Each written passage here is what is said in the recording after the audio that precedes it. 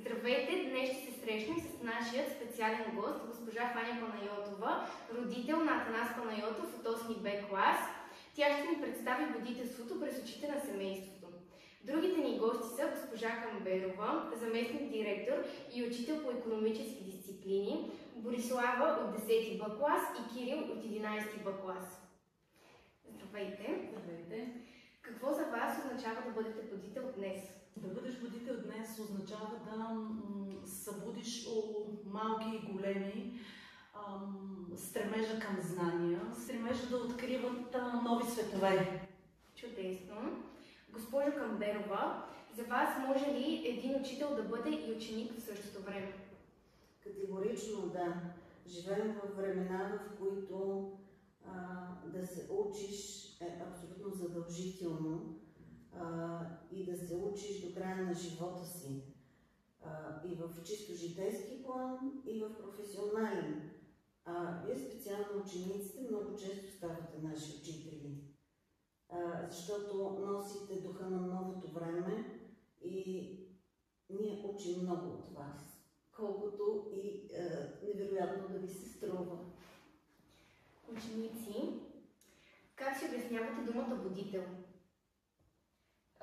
За мен будител лично е човек, който те събужда по някакъв начин, вдъхновява те с нещо и те мотивира да извършиш нещо добро. Може да е свързано с доброволческа инициатива, нещо със знанието.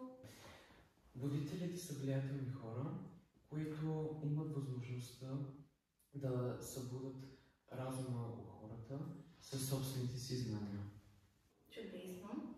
Госпожа Панайотова, спомняте ли си да е имал някой учител, който ви е оставил силно впечатление и да е бил будител за вас? Всички учители в моето образование са будители за мен. Будител за мен е не само учителя. Първият будител в моя живот е майка ми. Всички творци, писатели, всички са будители за мен. Най-голямо впечатление в живота ми оставиха учителите ми в образованието от 8 до 12 клас. Чудесно! Госпожо Камберова, кой за вас е вашият будител, който ви е вдъхновил да станете учител?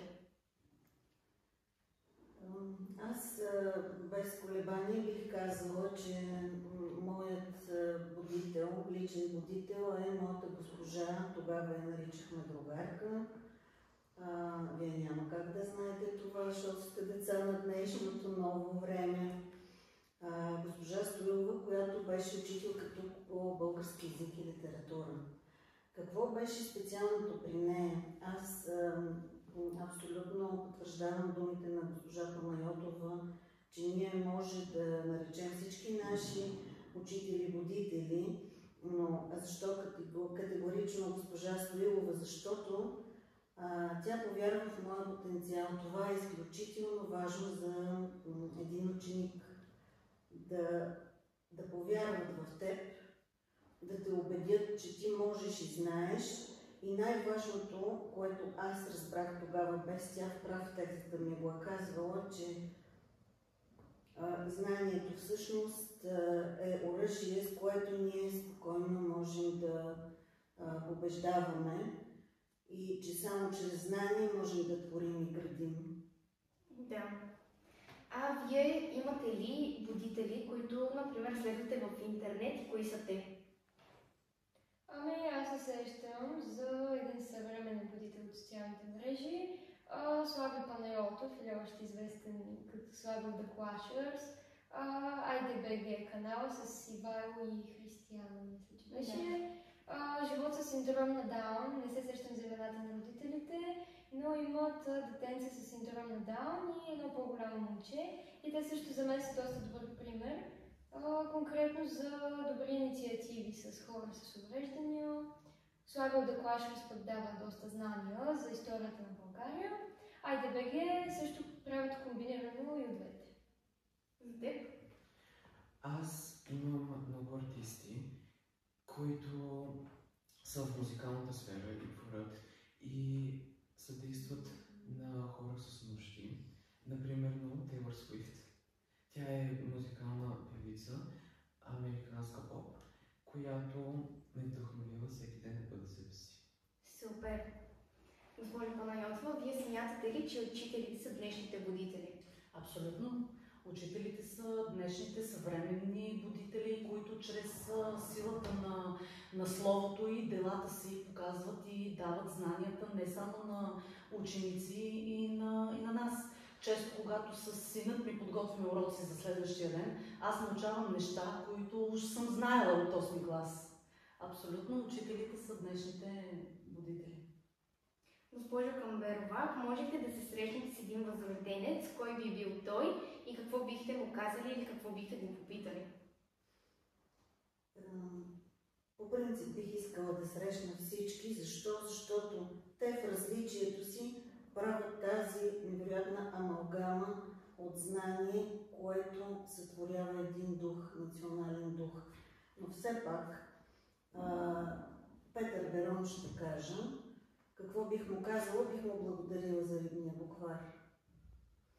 Това не е просто книга, ами началото на познанието. И бих добавила, че освен да му благодаря, бих му казала, че неговата работа още е жива и живее чрез учители и будители в днешно време. Съгласна съм. А вие имате ли, например, днешен будител, който ви кара да вярвате в себе си?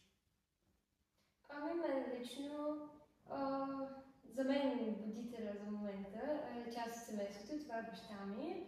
Той е човекът, който най-много ме е накарал да вярвам в себе си. Може би защото доста си приличам с него, но съм мотивирана от него, защото той за мен е пример. Даваме пример, че трябва да извършваме добри постъпки, да сме добри с хората, да уважаваме останалите и в същото време да не се отказваме, примерно, ако имаме по-тежки дни или не разбираме нещо, да не се отказваме, да продължим. И също така, от него съм запомнила, че всяко ново знание е реално плюс за нас. Дори да не е нещо свързано с това, което учим, конкретно или специалността. Аз имам подобен отговор. Първата ми братовчетка, тя е много желязна дама, въпреки че е само 2 години над мен. Аз и се възхищавам с нейната съпротива, която има около нейната околна среда. Следвам нейните примери, тя винаги е била заедно с мен и аз винаги ще бъда заедно с нея. И винаги ще се подкрепяме. Чудесно! Вие, госпожо, как опитвате да възпитавате любовта към знанието, българските традиции у вашето дете? Ами с това, което знам аз от моите родители и будители и учители, с почитането на българските традиции, с четенето на български книги, българските автори, с българските народни приказки. По този начин, с разкази от моето детство и живота ми. Чудесно! Госпожо Камберова, вие с какво искате да ви запомнят учениците след години? Ще се радвам да ме помнят. Най-вече бих искала с това, че съм ги накарала да се чувстват личности, които могат да променят света, че с тяхното дело, с тяхните постъпки започват нещата, стига те да са добри. И това, че примерно съм ги научила да мислят, не просто да мислят критично. Да имат жажда за знание, защото знанието е оръжие, както казах и преди малко. Въоръженият човек е силен човек, въоръжен с знание, с можене, с умения, а можещият човек просто нищо и никой не може да го бутне. Да. Според вас, какво е общото между будителите от миналото и учителите сега? Ами, според мен общото между тях е, че те отново пробуждат, в случая вече учениците, всеки ден ни дават нови знания И повечето учители, почти всички бих казала, ни вдъхновяват с някакъв свой начин, пробуждат ни към промяна към по-добро.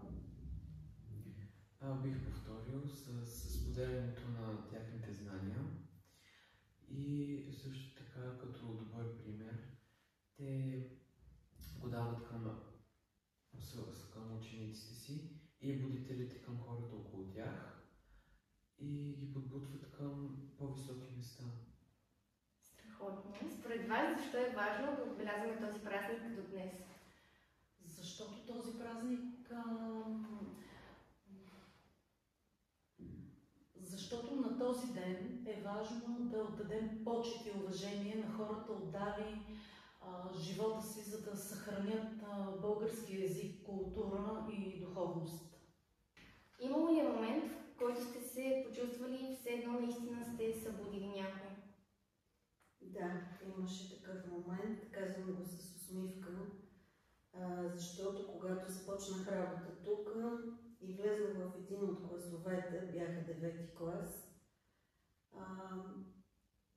това, което заварих като атмосфера, леко ме притесни, но точно в това е цялата магия. Тази трансформация на едни деца, които са затворени, в крайна сметка станаха мои приятели, те миналата година завършиха. Тази трансформация на отношенията. Чудесно. Според вас, ако Паиси имаше TikTok профил днес, какво би било съдържанието му? Според мен би качвал видеа, свързани с знанието, с българската история и миналото и може би апелирал към това колко е важно да познаваш историята си, защото ти си част от нея и реално промяната започва, новата промяна продължава сега с нас. И е хубаво да се знае старата история. Паиси би бил много по-влиятелен в днешното време с такива социални платформи, които съществуват до ден днешен и би качвал неговото слово, за да може да въздейства на останалите, но също така аз мисля, че би качвал и части от история, особено българска, да ги чете на различни епизоди. Чудесно. Какво за вас е Денят на народните будители? Денят на народните будители за мен е едно припомняне откъде сме тръгнали, през какво минаваме и необятните хоризонти, до които можем да достигнем, благодарение на това, което имаме и ни е дадено от хора като учителите, нашите будители, съхранили езика ни и дали ни възможност да го разпространим навсякъде и да постигнем абсолютно всичко с него, с традициите, обичаите ни, с културата ни. Защото ние можем, благодарение на това, да постигнем всичко, което пожелаем. Стига да ги пазим. Съгласна съм. Госпожо Камберова, каква за вас е мисията на учителите? Мисията на учителя е такава, каквато е била и мисията на будителите. Много често, без да съзнава даже учителя, той просвещава, той буди знание, той учи своите възпитаници на това да уважават всички, които са посявали знанието и съответно да имат памет за тях и да продължават започнатото. Благодаря. Вие да ми кажете какво е най-трудното нещо, което сте направили в последната година? През последната година записах се като доброволец в младежкия център, който наскоро се завърши строежа. Има още някои неща, които да се оправят, но официално е отворена сградата. Проведохме няколко доброволчески инициативи, свързани с дарение на дрехи. Ходихме лятото да боядисваме детска градина в Радиово и да оправим положението вътре в детската градина. Бяхме също и да почистваме природен обект. нещо като да почистим България заедно, обаче само в Пещера. И да, това е. Страхотно. Аз участвах в училищни инициативи, също така се записах в младежкия дом и показах съпротивата ми към нормите на обществото, които прави различието в един човек. При различията на човека едно общество се развива, защото при еднообразието няма как да се дадат различни примери и различни данни на останалите. Чудесно. Благодарим на нашите участници, а вие може да останете с нашата Блиц рубрика. Коя е първата дума, за която се сещаш, когато чуеш будител? Знание. Учител. Пробуждане. Кой е твой любим будител от миналото? Доктор Петър Берон. Доктор Петър Берон с неговия рибен буквар. А любим съвременен будител? Доктор Кен Фолет. Антонио Консулов. Коя е твоя любима дума от български език? Чита. Светлина. Благодаря. Ако можеш да опишеш будителите с един цвят, кой ще е той? Червен. Жълт. Червен. А ако имаше супер сила като будител, коя би била тя? Да вдъхновявам. Била това да вдъхновя младите хора да започнат да четат книги. Да направя по-добро, т.е. да възпитам по-добро